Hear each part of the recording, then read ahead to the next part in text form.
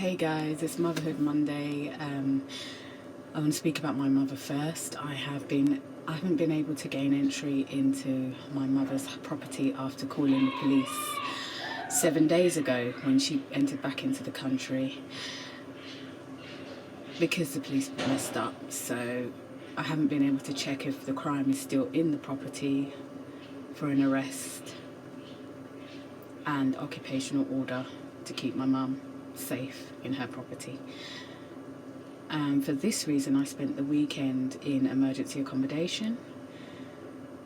Yeah, so that's what's happening with my mum. She has 3 days left on quarantine. So it's Motherhood Monday, speaking about my mum. And then my journey to motherhood had led me to the food bank because I was unable to get into the residential address, my mother's property, to get food. And it's unsafe because of domestic abuse and illegal drugs. So, yeah.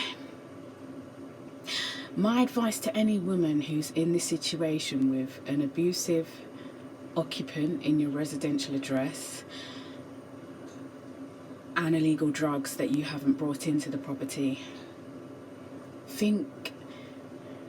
ask the police, are they going to give you a welfare check before knocking on the door? They didn't give me an estimated time of when they would be there. I was standing in a cold, unsafe. I could have been highlighted. So I went to get a coffee, and on my way back from the coffee, they called me and said they've knocked on the door. So if you're in this same situation as a mother, it could be with a relative or a spouse or your child, ask the police, are you going to give me a welfare check before knocking on the door? Because you've just defeated the purpose of me calling the police, right? So that led me to a food bank on Motherhood Monday. So I was in an emergency accommodation with another mother. I have no idea how she was able to have cooking utensils and equipment and food and crockery, cutlery. It's really not my business, but wow.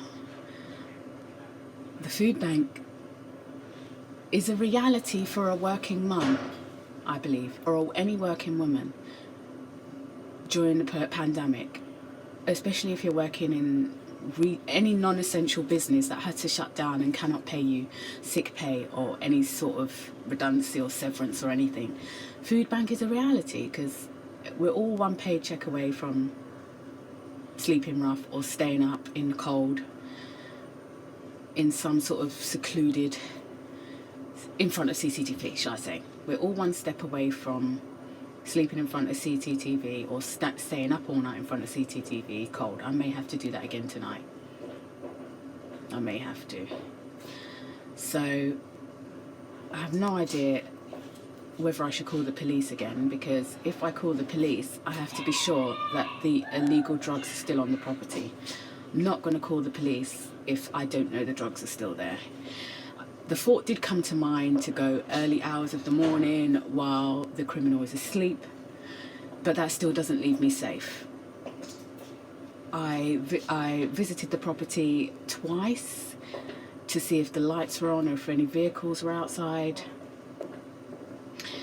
and they were, so there was no way I was going to use my key to gain entry and check in front of him if the drugs are still there. And it's just, I've had 3 days now, 30, so we have 24 plus 24, 48, 60 hours. I have, is it 60 hours? Oh god, my maths is shit. But anyway, 3 whole days before my mum is off quarantine, and she doesn't trust the police. Why would she, with the history that we have with the police on her property? The place is still unsafe due to damage and loss to the security of the home. I don't even know if her mail is safe. I tried to secure as many of valuable belongings as I could, but I don't know what's of value to burglars these days. I just don't know, do I? So, yeah. Let me go back onto the journey to motherhood. Sorry, that led me to, I'm just so preoccupied with what's happening because obviously my safety has been jeopardized being on my mother's residential property that she owns. Food bank. So when you're in emergency accommodation, which I was very grateful to be warm and to have access to hygiene via washing machine and having a shower, there were no cooking utensils. So I went to the food bank and I just had to let them know, look, I can't cook, so whatever you can give me. And then they said no fresh fruit, it's all in parcels and we can't open it. And I was like, okay. So if I had been with children with no sharp instruments to cut fruit that isn't easy peel, they would have denied me fresh fruit and vegetables. So what if my child has an allergy to certain vegetables? Would they have taken some of the vegetables out or some of the fruit out?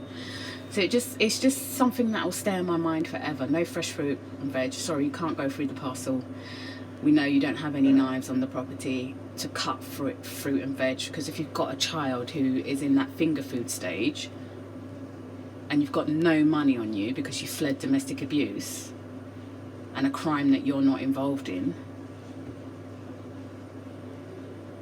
so their nutrition would be sacrificed over the weekend, for however long you're in some emergency accommodation because of the police. Like I said on Friday, my heart did go out to the mothers who are unable to get a refuge.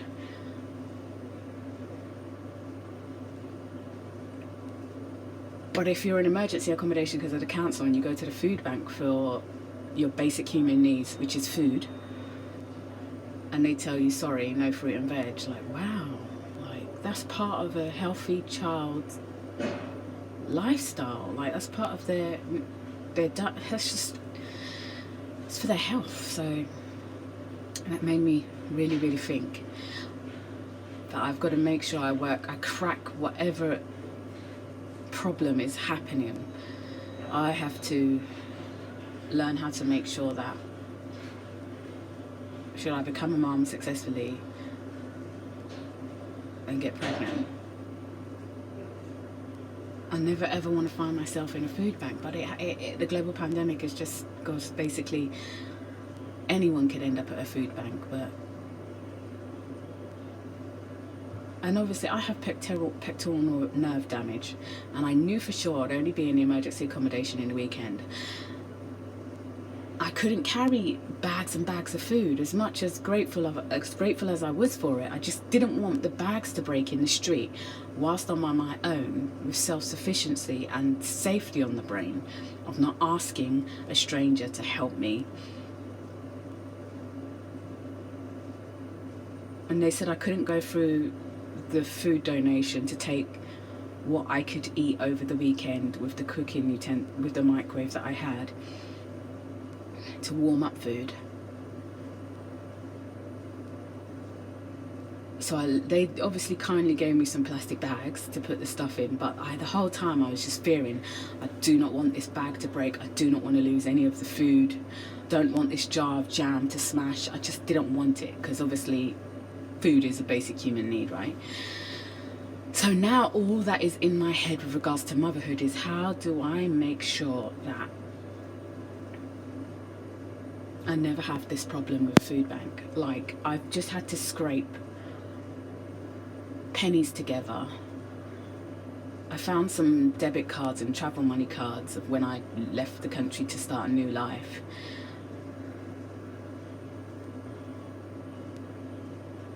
And luckily I had found a 5p, so I gave 10p to the cashier lady, and I luckily had, I'm probably overdrawn now.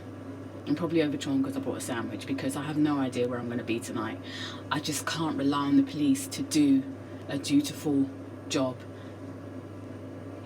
to close this matter. So I may have to stay up all night in front of CCTV in what I believe is a safe place.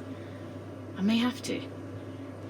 I don't want to, because obviously the council have said I can't have any more emergency accommodation. So it's just, wow. Being a mum and making sure that you never end up in a situation where you need to go to the council for shelter and a food bank for food. How? That's all I'm going to think about today. Like, I'm going to try my hardest to think about me and this journey to motherhood. How am I going to make sure that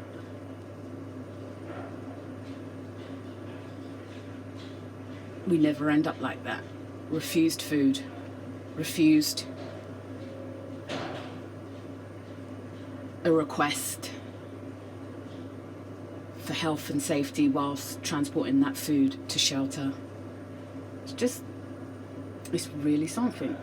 But yes, I'm very happy that I was able to have a shower, I was able to eat, the bags didn't break, and I was able to wash some clothes, so I wasn't sitting on a public transport smelling. And I'm very happy today that I've been able to find some pennies in my bag and get myself a discounted sandwich. I'm very happy about that. So like this stage in my life of getting towards motherhood. Wow. I'm reluctant to go into refuge because I don't have any money to get on public transport once I get to the National Rail that will take me outside of London. I don't have any money for that. And I don't have any money to get back for the next 5 days during the week. So from now until Friday, if I'm going into a refuge, it's gonna have to be because I couldn't get the police to help.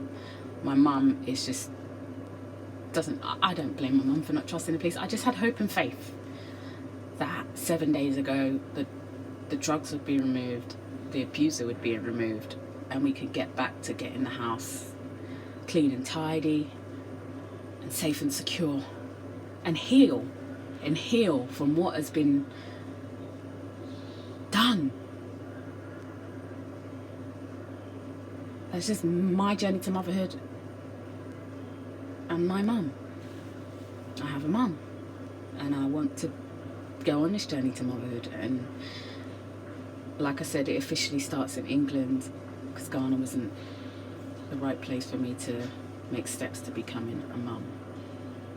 I guess when my mum was born, I just had to learn as much as I could of all the hindrance that was in front of me about where my mum was born, and certain that it wouldn't be good for me to have a baby there because I only speak English, and learning a language is just gonna be improbable. So the new focus for Motherhood Monday for the rest of this next 7 days is how to make sure that, should I get married, should I become pregnant, should I reach full term, give birth and be a mum, I don't want to be strolling to a food bank, pushing pram to a food bank. I don't want that experience to be in my child's memory. I never thought it would come to me going to a food bank and still be in emergency accommodation. I just never thought that that would be the result from calling the police for my safety and security on this journey to motherhood, and safety and security for my mum. Wow, I just never thought it would be. I guess the inspiration does come to me to try and volunteer for the food bank.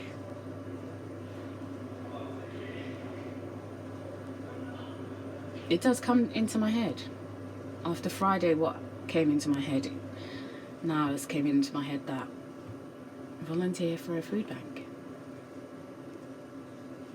But you can't love yourself, you can't love nobody. If you can't help yourself, you can't help nobody. That is my strong belief. Like, there's no can opener. So I had to deal with the ring pull. So, oh God, wow, I'm just in shock again. Just more shock, basically, that is adding to the trauma that I'm getting on this journey. So guys, have a fantastic rest of the week, and I hope you're all warm, safe, fed and positive during lockdown.